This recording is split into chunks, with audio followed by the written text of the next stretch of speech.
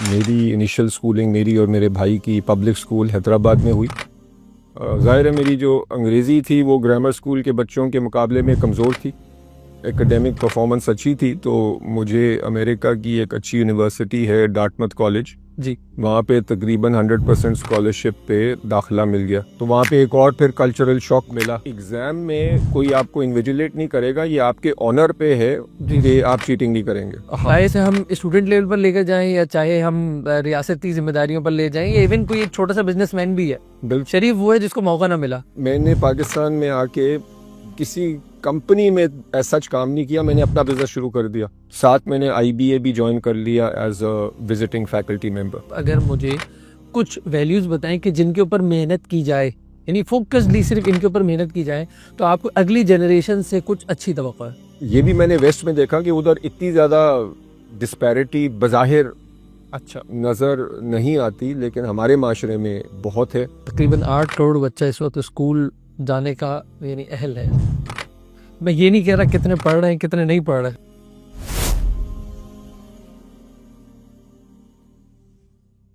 अस्सलाम वालेकुम मोहतरम व्यूअर्स, हम आपको खुशामदीद कहते हैं इस पॉडकास्ट में, और आप इसको दीन फाउंडेशन के सोशल मीडिया प्लेटफॉर्म पर देख रहे हैं।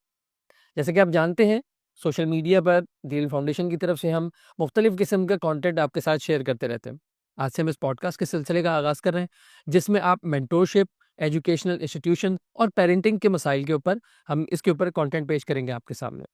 आज हम अपने इस इदारे के चेयरमैन के साथ मौजूद हैं, मोहतरम आरिफ इरफानुल्लाह साहब, जो इस वक्त दीन फाउंडेशन की चेयरमैन की जिम्मेदारियां सरअंजाम दे रहे हैं, और उसके साथ साथ मुख्तलिफ इंस्टीट्यूशंस के साथ इनकी वाबस्तगी भी रही है तकरीबन पिछले 20 साल से। आइए इनसे गुफ्तगू का आगाज़ करते हैं। अस्सलाम वालेकुम। वालेकुम अस्सलाम। कैसे मिजाज हैं आपके? अल्लाह का फजल है, आपका क्या हाल? अल्हम्दुलिल्लाह, अल्लाह का शुक्र है। सर, मैं ये आपसे जानना चाहूँगा कि आपकी जर्नी, उसका आगाज़ होता है हैदराबाद से, जैसे कि आपने बताया था। उसके बाद फिर आप कराची तशरीफ़ लाए, और फिर उसके बाद आप न्यूयॉर्क चले गए, और फिर न्यूयॉर्क और शिकागो, फिर होते हुए वापस कराची तशरीफ़ लाए, और आपका जो वाबस्तगी रही है वो एजुकेशन इंस्टीट्यूशंस के साथ ही रही है। मैं जानना चाहूँगा, ये सबसे पहले तो हमें जर्नी बताइए आप कि ये हैदराबाद से शुरू कैसे हुई? बचपन मेरा हैदराबाद में गुजरा। वहाँ पे मेरे वालिद साहब एक फार्मास्यूटिकल और केमिकल कंपनी है सेंडोस, तो उसमें काम करते थे। अच्छा। और मेरी इनिशियल स्कूलिंग मेरी और मेरे भाई की पब्लिक स्कूल हैदराबाद में हुई। उस वक्त हैदराबाद के दो अच्छे स्कूल होते थे, एक पब्लिक स्कूल और एक सेंट बोनावेंचर। तो हम पब्लिक स्कूल हैदराबाद में थे, लेकिन वहाँ पे जो तालीम का मयार था वो मेरे पेरेंट्स को समझ में नहीं आया। ख़ास तौर पे मेरी वालदा को बहुत दिलचस्पी थी हमारी तालीम में कि बेहतरीन से बेहतरीन हमें तालीम मिले। सही। तो उन्होंने फिर वालिद साहब के साथ बात करके उनको कन्विंस किया कि हमें कराची शिफ्ट होना है, क्योंकि उनके जहन में ये था कि कराची में तालीम का मयार बेहतर है। अच्छा। और उन्होंने अपनी रिसर्च की, तहकीक की, और उनको पता चला कि कराची का जो बेहतरीन स्कूल है वो कराची ग्रामर स्कूल है। अच्छा, उन्होंने अपना स्टडी किया। तो जब मैं तकरीबन क्लास 5 में था, जी। तो हम शिफ्ट हो गए कराची। ओके। और कुछ अरसे के लिए मैं सेंट पॉल्स चला गया, वहाँ अच्छा। पे तकरीबन 1 साल गुजारा। इस दौरान मेरी अम्मी ने भरपूर मेहनत की और हमें तैयारी कराई ग्रामर स्कूल के एंट्रेंस टेस्ट की। ओके। तो तकरीबन यानी कि 5-6 महीने तैयारी के बाद फिर टेस्ट करवाया हमसे, और अल्लाह के फजल से उसमें कामयाब हो गए। जी। और फिर क्लास 6 में मैं कराची ग्रामर स्कूल में आ गया। अच्छा। अच्छा। तो उसके बाद फिर वहाँ पे वाकई में तालीम का लेवल बहुत बेहतर था, और उस ज़माने में बहुत ही अच्छे असातिज़ा से, यानी कि तमाम मज़ामीन में बहुत अच्छे और दिल से पढ़ाने वाले असातिज़ा मिले। तो KGS से मैंने ओ लेवल्स किया, ए लेवल्स किया। और वहाँ पे उस ज़माने में जिस तरह का आजकल का माहौल है वैसा वो भी असरात थे उस वक्त, लेकिन दीनी मिजाज के भी लोग थे, यानी कि सब किस्म का उस ज़माने में वहाँ पे एक इन्वायरमेंट मिला और अच्छी तालीम मिली अल्लाह के फजल से। अच्छा, तो ट्रांजिशन तो बहुत मुश्किल महसूस हुई होगी आपको। ट्रांजिशन मुश्किल थी, लेकिन वहाँ पे मैंने देखा कि जो असातिज़ा थे उन्होंने बहुत अप्रिशिएट किया मुझे। अच्छा। ज़ाहिर है मेरी जो अंग्रेज़ी थी वो ग्रामर स्कूल के बच्चों के मुकाबले में कमज़ोर थी, जी, जी। लेकिन मेरी मैथ्स काफ़ी अच्छी थी। अच्छा, तो मुझे अभी तक याद है वहाँ पे एक टीचर थी हमारी मिसेस जहांगीर। अच्छा। तो जब मेरे मैथ्स में अच्छे मार्क्स आए तो पूरी क्लास के सामने उन्होंने मुझे अप्रिशिएट किया। तो इससे मेरा दिल बहुत बढ़ा, जी, यानी कि मेरा भी कॉन्फिडेंस बढ़ा और फिर बाकी बच्चों ने भी मुझे एक्सेप्ट किया। और आगे हमारी बात चलेगी तालीम तरबियत से और के हवाले से और असातिज़ा के रोल के हवाले से। जी, तो इसमें एक छोटा सा नुक्ता ये निकलता है कि जो अच्छे टीचर होते हैं वो सिर्फ पढ़ाते नहीं हैं, वो अपने बच्चों का हौसला भी बढ़ाते हैं, सही, बच्चों को मोटिवेट करते हैं। सही है, और ये मैंने पहली बार इधर ग्रामर स्कूल में अपनी जो क्लास 6 की मेरी टीचर थी, अभी तक याद है मुझे, उनका नाम था मिसेस जहांगीर। सही। तो अच्छा, ये बताइएगा कि जैसे आपके वालिद साहब ने तो ट्रांज़िशन ली, मतलब ट्रांसफ़र हुए यहाँ पर, तो यहाँ पर उन्होंने फिर क्या किया? वहाँ तो एक फार्मास्यूटिकल में वो जॉब कर रहे थे। तो फिर यहाँ पे भी आके फिर यहाँ पे एक कंपनी होती थी बूट्स, पहले ओके। उसमें आए कुछ अरसे के लिए, उसके बाद कॉलगेट पामोलिव में आ गए। जिन्होंने हमारी तालीम के लिए काफ़ी कुर्बानी दी और ए, कराची आ गए। सही है। हम मारिफ इरफानुल्लाह को तो जानते हैं, ना उनके वालिदा को जानते हैं, ना वालिद साहब को जानते हैं। और आपने बताइए क्या-क्या चैलेंजेस आपकी ज़िंदगी में आए? मज़ीद आगे कराची ग्रामर से आप फ़ारिग हुए।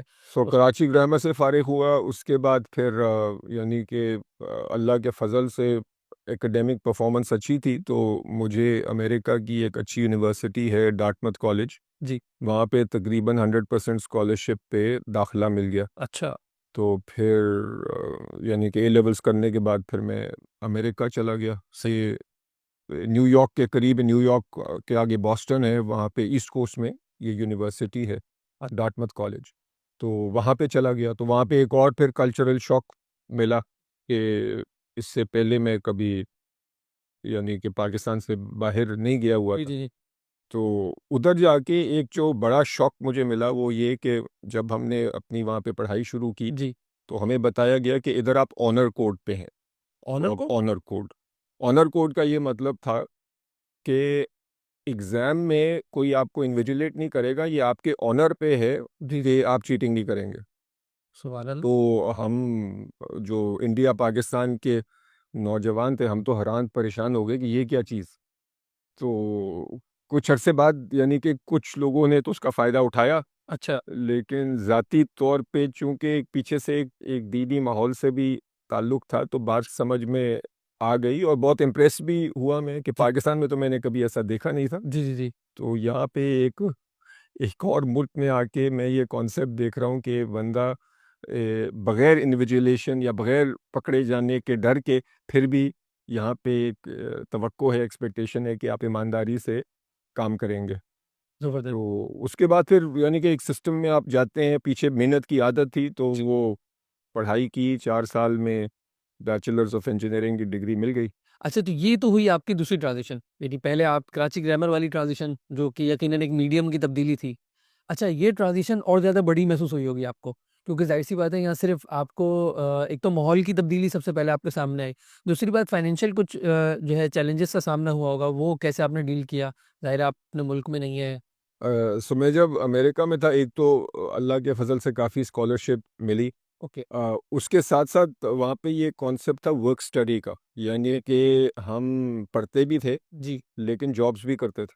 तो ये डब्ल्यूएसपी जिसे कहते हैं, वर्क स्टडी परमिट, शायद वर्क ये स्टडी वो एक और चीज़ है, वो फिर आप कंपनीज़ में जाके काम करते हैं। ये जो मेरा वर्क स्टडी था, वो ये था कि आप कैंपस के ऊपर कहीं भी जॉब कर सकते हैं अच्छा, और पैसे कमा के फिर अपने जो खर्चे हैं पूरे कर सकते हैं। तो मैंने एक्चुअली पहली जॉब मेरी किचन में थी, तो वहाँ पे बर्तन धोने का काम था।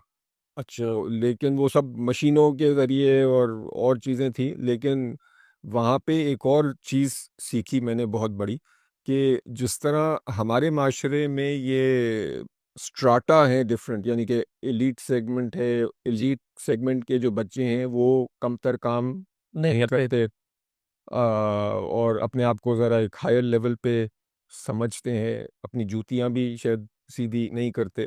तो उधर मुझे ऐसा नहीं लगा। वहाँ पे मैं अमेरिका के अमीर तरीन बच्चों के साथ पढ़ भी रहा हूँ जी, और एक ही लेवल पे हूँ, लेकिन कमाने के लिए मैं किचन में भी काम कर रहा हूँ, जी। और कभी कभी यानी कि माशरे के डिफरेंट यानी कि सेगमेंट के लोग मेरे साथ काम यानी कर रहे हैं। यानी यूँ कह लें कि सर्वाइवल जो बिहेवियर्स हैं, वो भी साथ आपको सीखने को मिले वहाँ हाँ पे। बिल्कुल, किचन में काम किया। एक समर्स में जब ग्रेजुएशन का टाइम होता था तो हमें वो डॉर्म रूम्स में सब कमरों को सेट करना होता था, ताकि आके जो बच्चों के पेरेंट्स आके रहते हैं जी। उनको वहाँ पे सॉर्ट ऑफ उनको वहाँ पे एक जगह मिले रहने की। अच्छा। तो कमरे साफ़ किए, कम बिस्तर बनाए, तो ये सारे काम उस दौर में किए पढ़ाई लिखाई के साथ।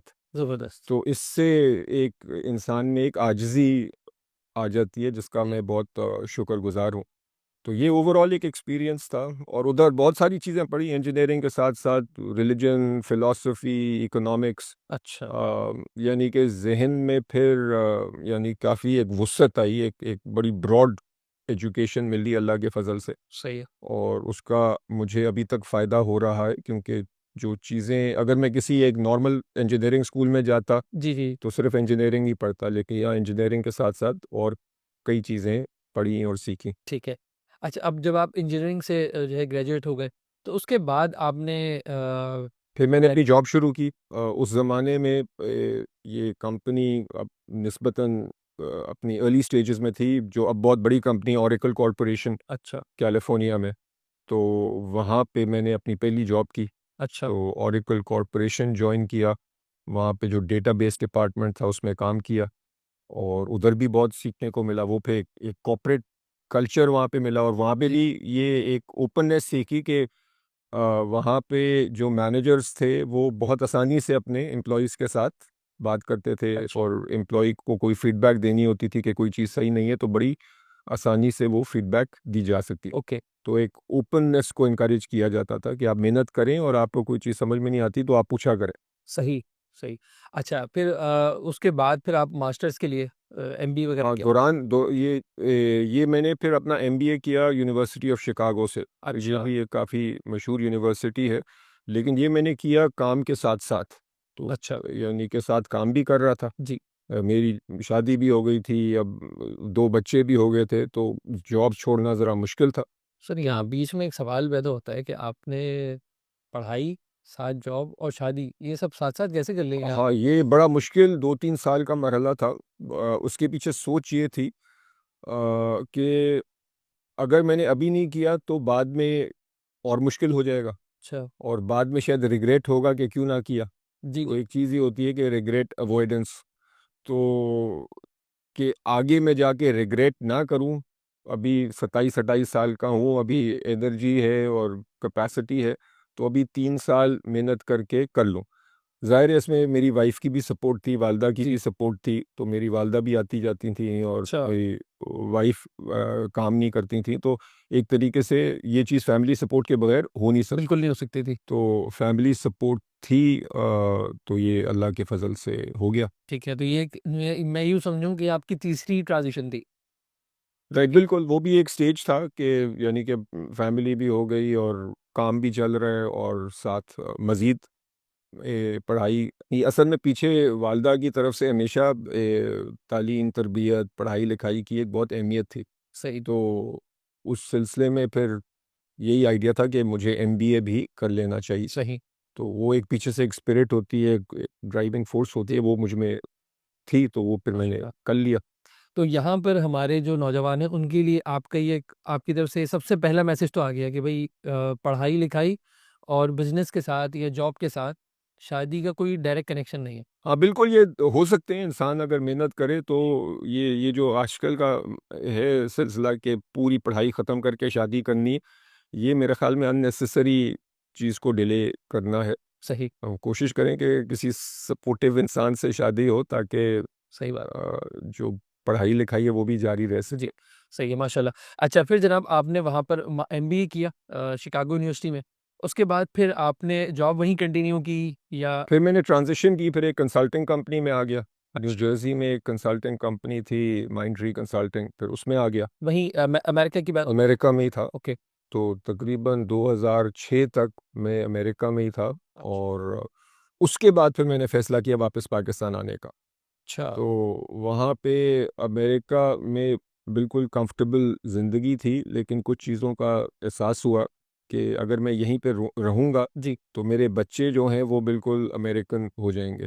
क्योंकि अमेरिका में आप बहुत सारी चीज़ें सुनते हैं, लेकिन मेरा तो ओवरऑल अमेरिका में बहुत एक पॉजिटिव एक्सपीरियंस रहा, अच्छा। और जिन जगहों पे मैंने काम किया वहाँ पे हमेशा सपोर्ट और इनकरेजमेंट मिली।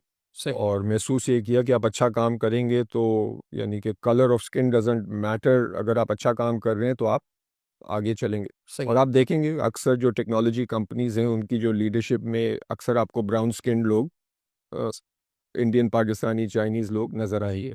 तो ये एक प्रूफ है कि यानी कि अगर आप अच्छा काम कर रहे हैं तो योर स्किन कलर और your background doesn't matter. Competence है, जो सही काम कर रहे हैं वो फिर आगे प्रोग्रेस करता है। तो इसका ये मतलब है कि लोग उस माशरे में घुल मिल बड़ी आसानी से जाते हैं, जो एक तरीके से पॉजिटिव भी है, लेकिन जी। उसका एक नेगेटिव भी है। फिर आप अपना कल्चर लूज कर देते हैं, आप even you might even lose your religion. जी। राइट, तो ये एक डेंजर था। पीछे वालदेन की भी एज ज़्यादा हो रही थी, जी। और साथ हमेशा दिल में ये ख्याल था कि पाकिस्तान में आके कुछ ना कुछ करना है, सही। ख़ास तौर पे तालीम तरबियत के एरिया में। तो हमेशा दिल में ये एक फीलिंग अच्छा। थी।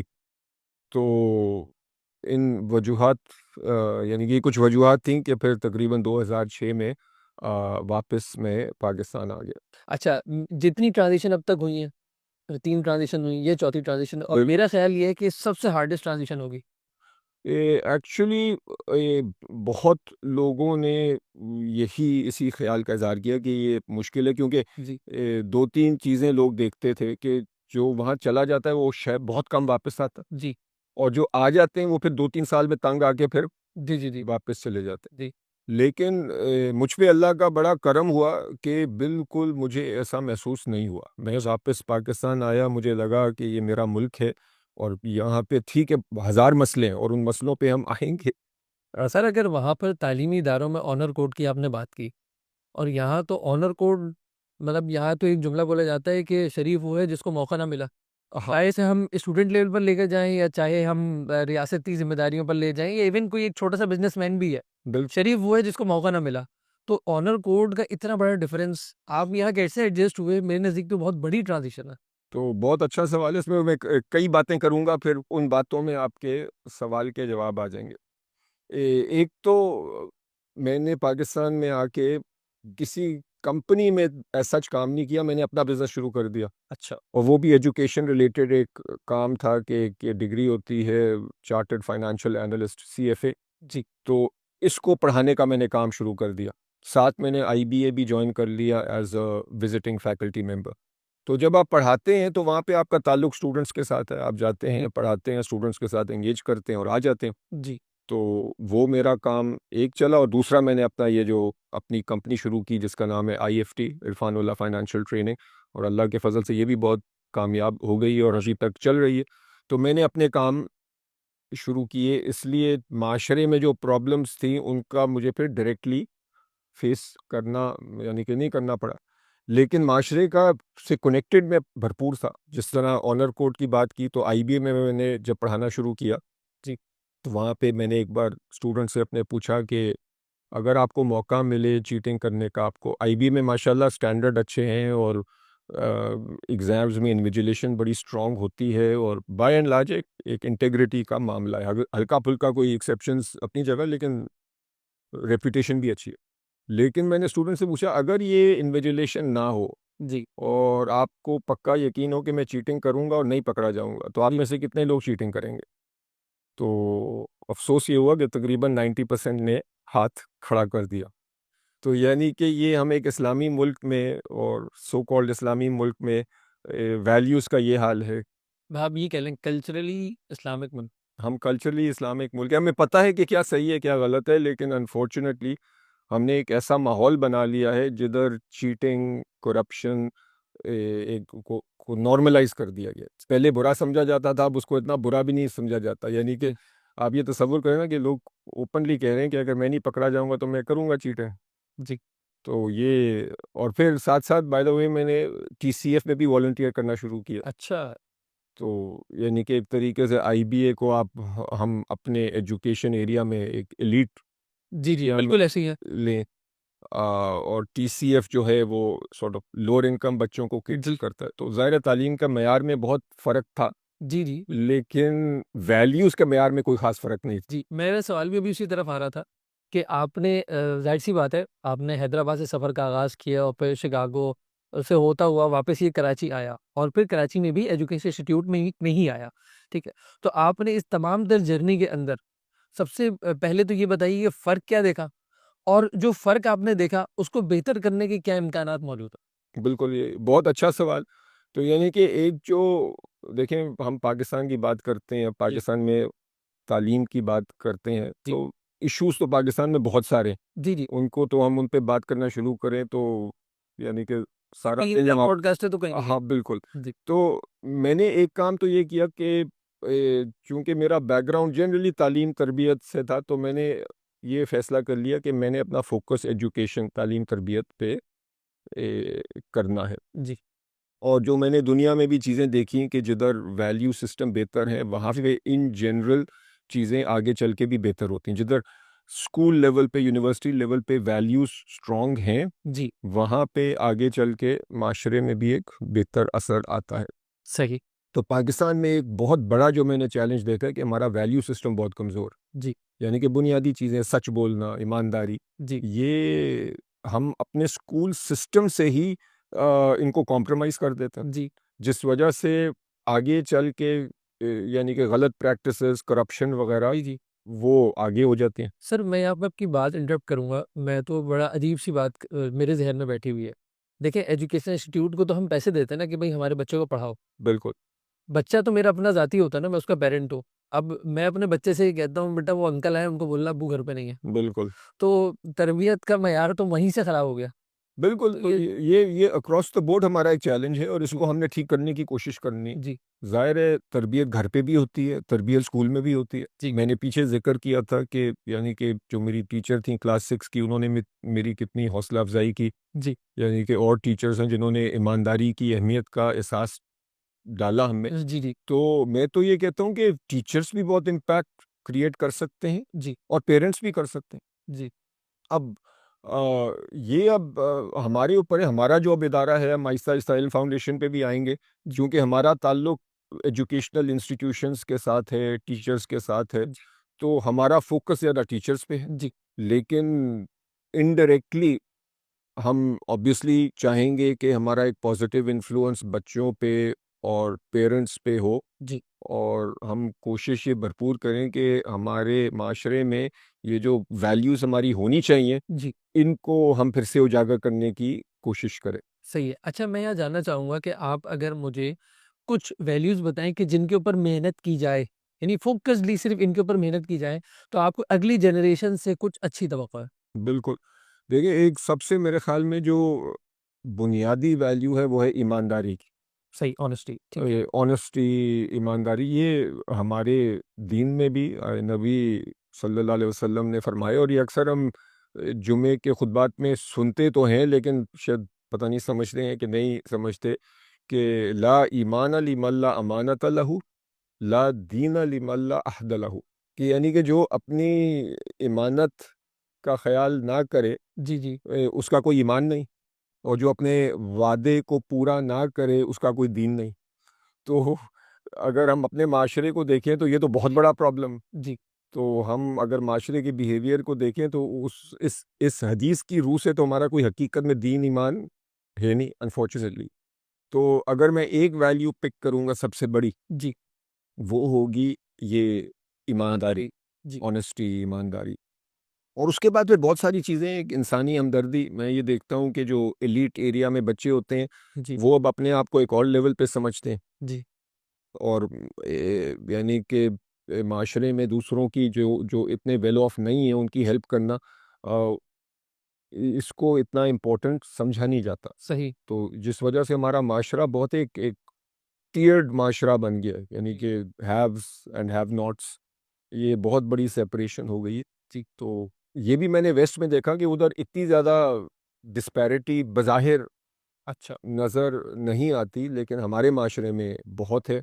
स्कूलों को भी आप देखें, जो अमीर स्कूल हैं, उनके अंदर आपको हर किस्म की सहूलियात मिलेंगी। जी, और जो गरीब स्कूल हैं वहाँ पे कुछ बुनियादी चीज़ें भी नहीं होंगी। तो ये कुछ चीज़ें हैं जिन पे हमें अपनी तरफ से मेहनत करनी है इंशाल्लाह। अच्छा सर, अब आपको पाकिस्तान में तकरीबन ये कोई 18 साल हो गए। आपने मज़ीद पाकिस्तान में आकर क्या किया? कहाँ-कहाँ वाबस्ता रहे और बिल्कुल बिज़नेस क्या रहा और बिल्कुल एजुकेशन माशा। क्या रहा? सो पाकिस्तान में एक तो मैंने ज़िक्र कर दिया, मैंने अपना काम शुरू किया, वो कंटिन्यू रहा। आईबीए में भी मुसलसल मैं पढ़ाता रहा। टीसीएफ के साथ भी एक ताल्लुक़ जुड़ा रहा जी। और टीसीएफ के साथ मिलके हमने टीसीएफ कॉलेज भी शुरू किया कयूमाबाद में। तो वो भी माशाल्लाह बहुत एक कामयाब मॉडल बन के निकल रहा है। उस पे भी इंशाल्लाह कभी बात करेंगे। ज़रूर। बच्चे मेरे, वो भी तीनों बच्चे मेरे ग्रामर स्कूल गए, तो वो भी एक एनवायरनमेंट देखा कि वहाँ पे उनकी कैसे तालीम तरबियत हुई। सही। और चूंकि मैं एक जिक्र कर चुका हूँ पीछे से, मेरी अपनी सॉर्ट ऑफ तरबियत ऐसी थी कि जी, तालीम को कभी छोड़ना नहीं। जी, जी। तो मुझे महसूस हुआ कि मुझ में एक बहुत बड़ी कमी ये है कि मैंने कभी दीन की कोई फॉर्मल तालीम नहीं हासिल की। दुनिया की तो भरपूर मैंने तालीम हासिल की, दुनिया के बेहतरीन इंस्टीट्यूशन से, लेकिन दीन की फॉर्मल तालीम मैंने कभी ली नहीं। यानी कि तो ये आपको अ, एहसास क्या ये मुझे एहसास हुआ कि यानी कि तकरीबन 40 साल की उम्र में एहसास हुआ कि दुनिया तो मैंने देख भी ली, दुनिया की बेहतरीन इंस्टीट्यूशन से पढ़ भी लिया, लेकिन दीन की मैंने कोई फॉर्मल एजुकेशन नहीं ली। फिर आपने क्या? फिर मैंने कुछ तहकीक की और मुझे पता चला कि मेरे घर के करीब ही कुरान एकेडमी है। जी, तो वहाँ पे फिर यानी कि एक साला कोर्स होता है, रुजू इलल कुरान कोर्स। ठीक है। तो रुजू उस इलल कुरान कोर्स, रुजू इलल कुरान कोर्स, तो इसमें मैं शामिल हो गया। इसका मतलब क्या है? रुजू इलल कुरान कोर्स का मतलब वापस कुरान की तरफ रुजू करना, लौटना। लौटना, ओके।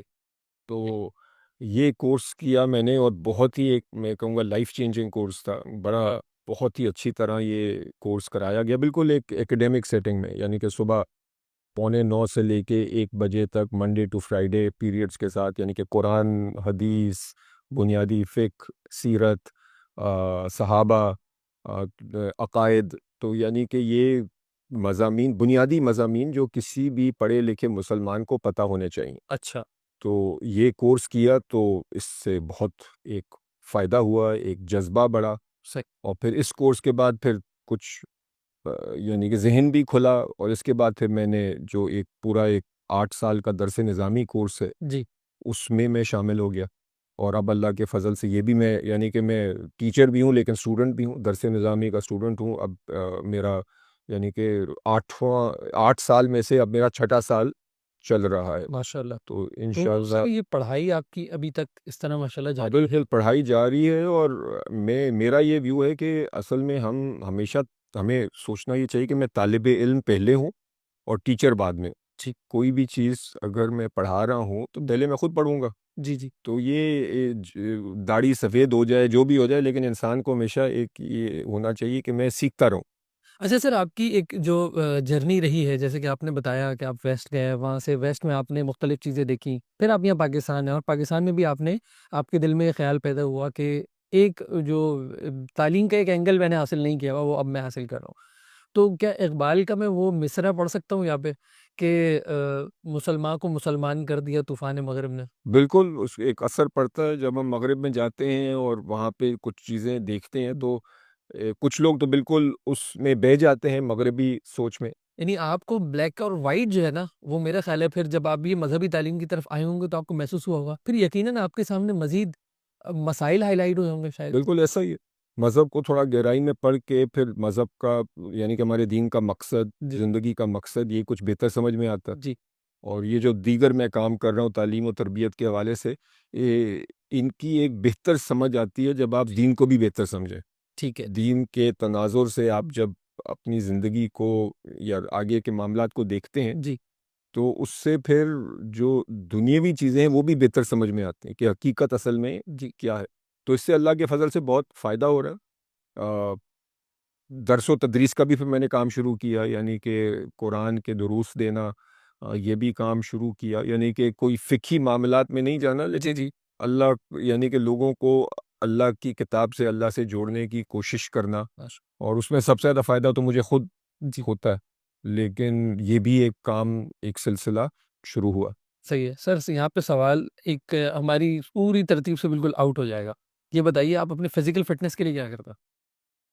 अच्छा, ये भी यानी कि ये तो एक और एंगल पे चला गया, लेकिन ये भी बचपन ये बहुत इम्पोर्टेंट है ये। ये इम्पोर्टेंट पॉइंट है। ये भी बचपन से एक आइडिया था कि अपने आप को फिज़िकली फिट रखना है। जी, इसको हम दीन से जोड़ते नहीं हैं नॉर्मली, लेकिन मैं तो बिल्कुल दीन से जी, जोड़ूँगा। आप अगर सीरत का भी मुताला करें, तो जी, आप देखेंगे कि नबी सल्लल्लाहु अलैहि वसल्लम खुद बहुत फिट आदमी थे जी, और फिज़िकली एक्टिव थे। जी, तो और खाने-पीने के भी हवाले से हमारे दीन में बहुत तालीमात हैं कि आप खाना भी यानी कि कम खाएँ, जी, पेट को कम से कम यानी कि 1/3 पेट जो है वो खाली रखें। जी। तो इनको हम अक्सर मज़हबी हलकों में अहमियत देते इतना नहीं। खाते हैं कि निकाल लेने की हाँ, बिल्कुल। तो पॉइंट ये है कि अपनी तरफ से मैं कोशिश करता हूँ कि फ़िटनेस का एक हर हर हर रोज़ आधा घंटा कोई ना कोई वर्जिश करूँ। माशाल्लाह। और खाने-पीने में भी यानी कि एतदाल हो, और अपने भाइयों को, साथियों को हमेशा मैं यही तरग़ीब करता हूँ कि यानी कि अपने आप को फ़िट रखें। आप फ़िट रखेंगे तो बहुत सारे काम कर सकते, जी, और ये जो पूरा हमारा जिस्म है, ये एक अमानत है अल्लाह की तरफ से, जी, तो इसका भी सही ख़्याल रखना बहुत अहम है। सही बात है। सर आपने हमें बहुत कीमती वक़्त दिया, अल्लाह ताला को जज़ाए ख़ैर दे। यहाँ पर बस मेरे 2 मुख़्तसर से सवालात हैं। पहला सवाल तो ये है कि एक स्टूडेंट अगर आपको मेरी मेंटरशिप मॉडल के तौर पर रखे, तो आप उसको क्या लाइन जो है वो गिफ्ट करेंगे यहाँ पर?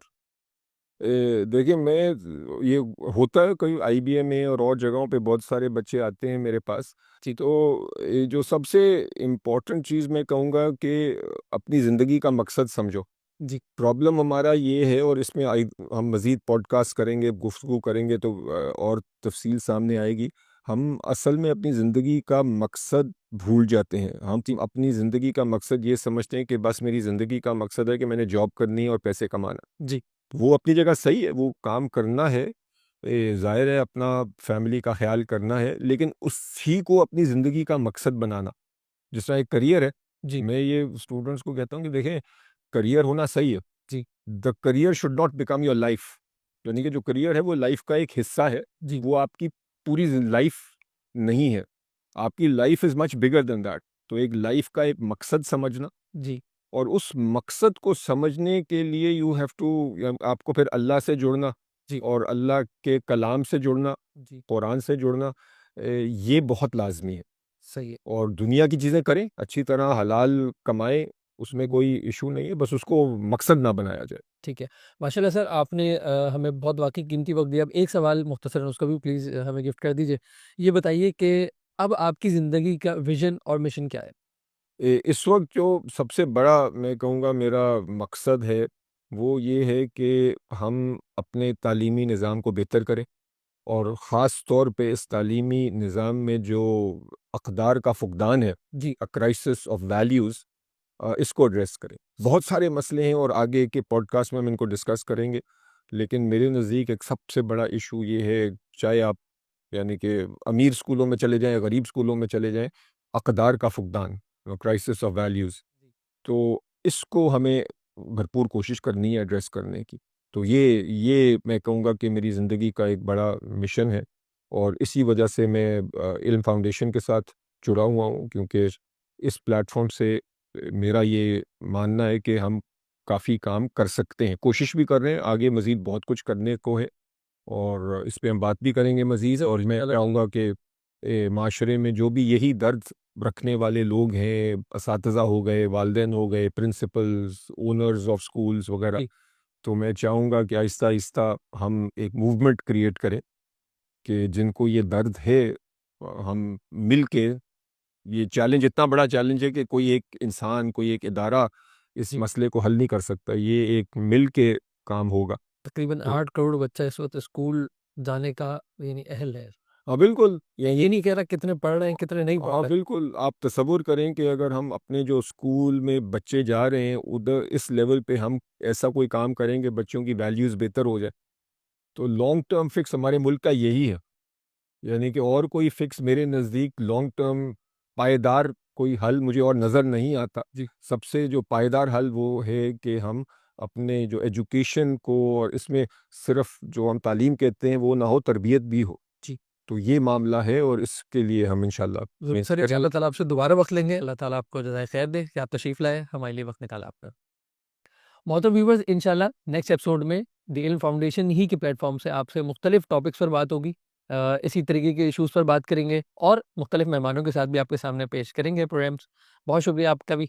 अस्सलाम वालेकुम व रहमतुल्लाहि व बरकातहू।